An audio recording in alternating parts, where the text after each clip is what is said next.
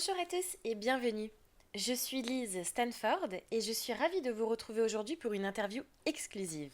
Après plusieurs échanges enrichissants, nous avons eu l'opportunité de suivre de près le groupe 6 dans l'exercice de leurs fonctions. Au cours de cette expérience, nous avons eu le privilège de rencontrer et d'interviewer deux femmes extraordinaires dont le parcours et la détermination sont une véritable source d'inspiration. Sans plus attendre, nous vous laissons découvrir ce reportage inédit.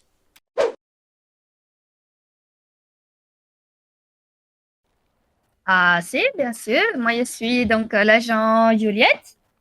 Je suis mademoiselle. J'ai voyagé toute ma vie presque. J'ai 26 ans. Je suis arrivée ici il y a un peu plus de 2 semaines. J'ai rencontré des gens très sympathiques qui m'ont parlé de la G6 où j'ai postulé presque immédiatement à mon arrivée en ville.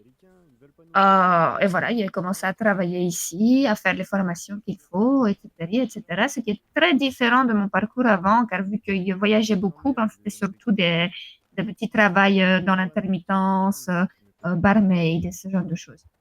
Donc, moi, je suis Foxtrot. J'ai 22 ans. Je suis arrivée au G6 il y a maintenant, je dirais, environ 3 petites semaines. Et mon parcours professionnel en soi n'est pas bien grand, vu que avant de venir à la G6, je vivais au Texas avec ma mère, où je me suis occupée toute ma vie des chevaux. On vivait dans un ranch, on tenait un ranch, donc tout ce qui était un peu soins animaliers, monter à cheval, les entraîner, les concours aussi.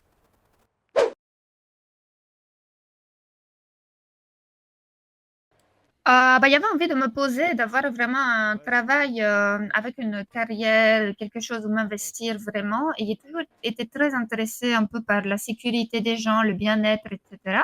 Et j'ai trouvé que la G6 bah, représenterait très bien les valeurs que je recherchais. Donc voilà. D'accord. Alors, tout simplement parce que là d'où je viens au Texas, on va dire, dans la région du Texas où je vivais, c'était assez rustique et il y avait souvent des personnes mal intentionnées qui faisaient du mal aux autres. Donc, je voulais combattre ça.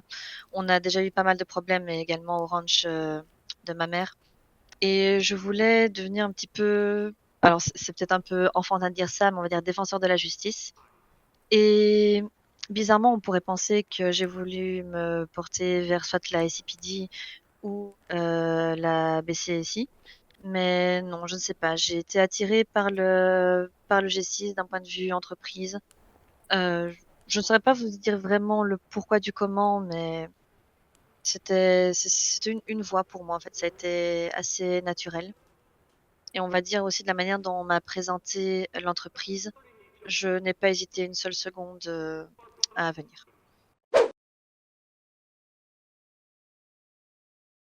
Bah, il y avait eu un bac général français en études d'alternance et en distanciel, on va dire ça comme ça.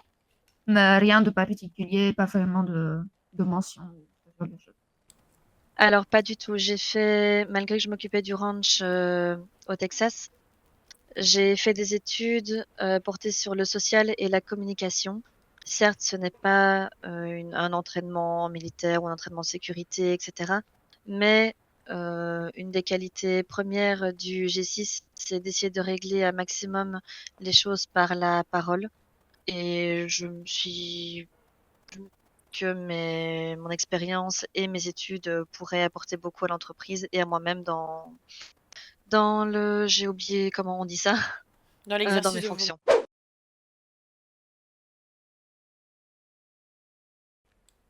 Bah, on s'occupe vraiment de gardiennage de la prison en général, vérifier que tout se passe bien avec les prisonniers, éviter qu'il y ait des problèmes, des disputes, des bagarres, ce genre de choses. Et les garder pendant tout le temps de la détention, éviter qu'ils s'enfuient, éviter qu'il y ait des bavures, ce genre de choses.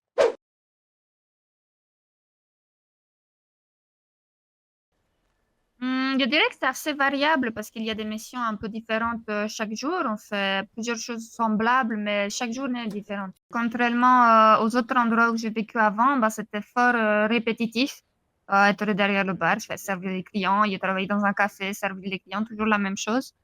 Que là, ben, chaque journée est fort différente, même si les semaines se ressemblent un petit peu. On a des journées spécifiques où se passent les prisons, etc. Mais c'est toujours différent. Les gens se comportent différemment, les détenus, etc. Donc, c'est à chaque fois différent.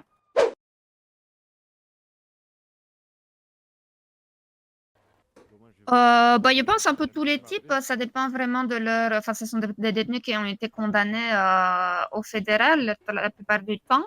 Maintenant exactement le pourquoi, je vous avoue, je m'y intéresse pas plus que ça. Moi, je suis juste là pour maintenir l'ordre. Si l'un d'eux veut me raconter le pourquoi il est là et cetera, je suis à l'écoute, mais en général, on n'en parle pas trop, il y a un peu de tout, je dirais.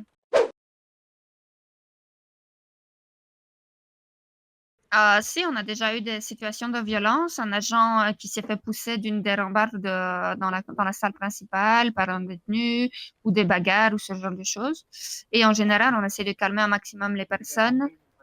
Si besoin, on utilise le taser parce qu'ils sont pas toujours très coopératifs. On a également la possibilité de les mettre en isolement s'ils ne se calment pas. Et ensuite, c'est vraiment appeler un médecin, un docteur pour essayer de soigner les personnes qui ont été blessées. Ouais, moi, j'essaye toujours de d'abord dialoguer parce que bon, si on sort directement la matraque ou le taser, bah, ça donne une mauvaise image et après, ben, les détenus sont vraiment, vraiment pas contents, ce que je comprends. Maintenant, je suis partisante de dire que ici, c'est pas des vacances, c'est pas le club med, comme on dit. Bien Donc, sûr. il y a quand même des règles à respecter. S'ils exagèrent trop, bah, voilà. Nous sommes quand même humains. Alors certes, il y a des règles à respecter, mais à partir du moment où les détenus respectent les règles, sont agréables avec nous, je ne vois pas pourquoi on devrait être désagréable, pourquoi est-ce qu'il faudrait être violent avec eux. Il y a beaucoup de situations qui peuvent être réglées justement par tout ce qui est parole. On dit souvent que la plume est plus forte que l'épée. Je suis tout à fait d'accord. Mais oui, parce qu'on peut très facilement désamorcer une mauvaise situation par des mots, par des négociations. Et ça peut permettre aussi à certaines personnes, malheureusement pas tous, mais de pouvoir se remettre en question sur les choix qu'on a faits, les décisions qu'on a prises et ce genre de choses. Et j'ai toujours été très portée là-dessus. C'est également pour ça que j'ai décidé de faire mes études dans le social et la communication.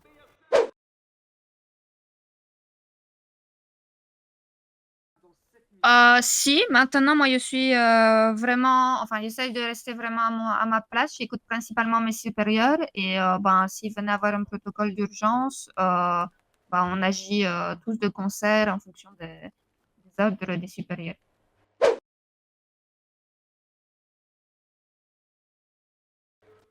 Pour ma part, je dirais que c'est quelque chose de plutôt calme et quand même correct.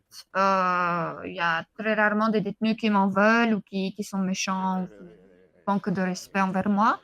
Après, c'est déjà arrivé une fois tout de même, mais bon, c'est plutôt quelqu'un qui voulait faire le malin et qui n'était pas content de ma réaction. Enfin, bref, c'est des choses un peu qui peuvent arriver.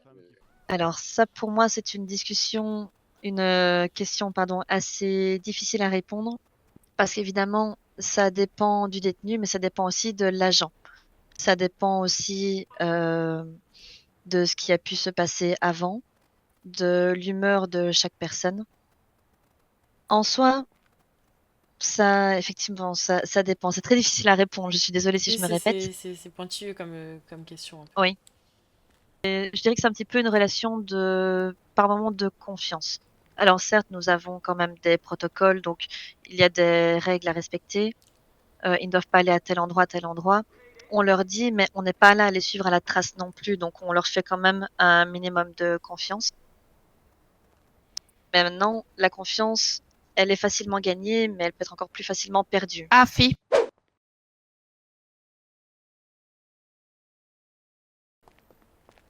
En fait, alors ça va être très étrange d'expliquer comme ça. Quand je suis au pénitencier, personnellement, je vois les détenus un petit peu, on va dire, comme mes enfants. Donc, ils savent qu'ils ont des règles à respecter. Je les surveille, mais je ne suis pas en train de les suivre à la trace non plus. Maintenant, forcément, ils font une bêtise. Ben, il y a réprimande, il y a punition s'il y a besoin. Pour moi, chaque personne doit être respectée, autant les détenus que nous. Alors certes, principal, les personnes principales, entre guillemets, du pénitencier ne sont pas que les détenus, il y a aussi les agents. Nous avons autant de droits qu'eux, mais évidemment, l'autorité ici, c'est nous et ils n'ont pas à gruger justement cette autorité en question.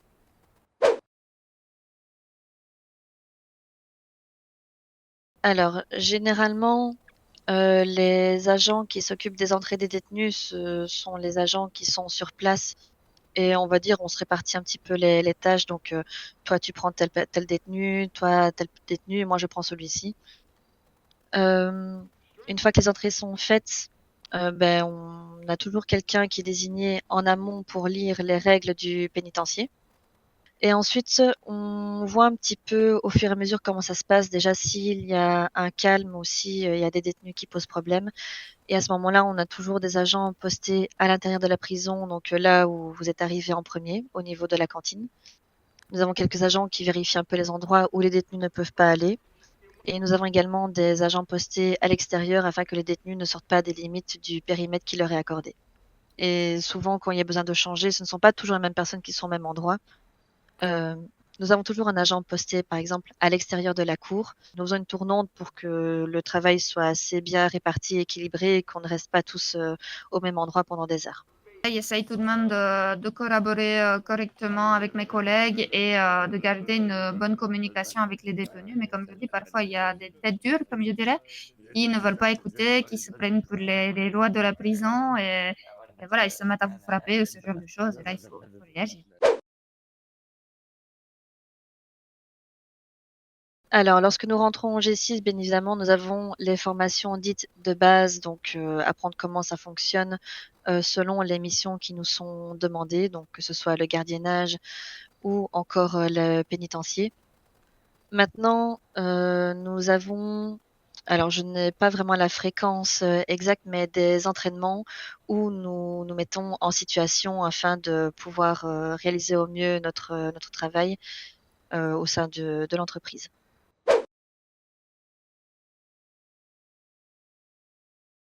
Personnellement, je dirais, alors je ne saurais pas vraiment en dire qu'une seule, j'ai plutôt envie d'en dire quelques-unes, Bien mais sûr. notamment la rigueur et la confiance.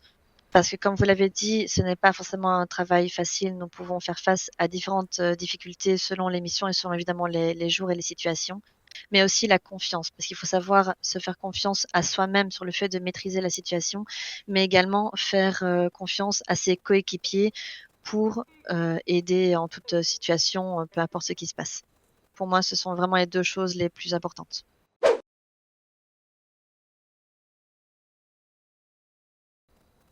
Alors, si je dois parler d'un point de vue personnel, car je ne connais pas les difficultés de mes collègues, je dirais par moment la fermeté.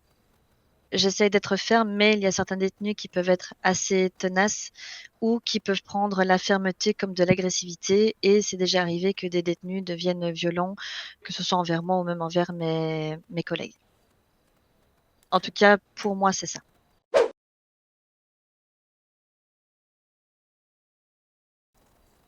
Alors, je crois que ça ma réponse va vous faire rire.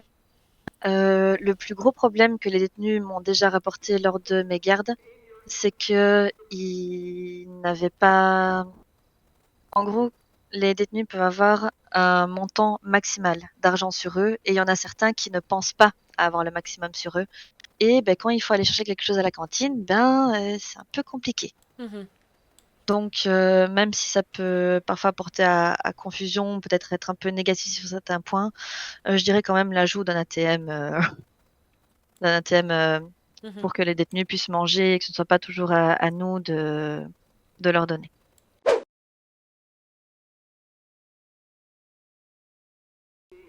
J'ai toujours, un plateau repas sur moi, donc je n'ai jamais goûté. D'accord. Il y en a qui disent que c'est bon, il y en a qui disent que c'est pas bon. Je pense que ça dépend des goûts. Personnellement, je Maintenant, n'aime vraiment pas les fish burgers qui servent à la cantine. voilà. Bah, le reste, ça va, mais voilà. Et puis comme on l'a dit en tout début, la prison n'est pas un club med non plus, donc ne vous attendez pas à un repas 3 étoiles non plus. Merci à tous d'avoir suivi cette interview et merci au groupe 6 pour cet accueil. Cette immersion nous a permis de mieux comprendre leur engagement, leurs défis et leur passion pour leur métier. C'était une interview signée Lise et Gabriel Stanford pour le Weasel News.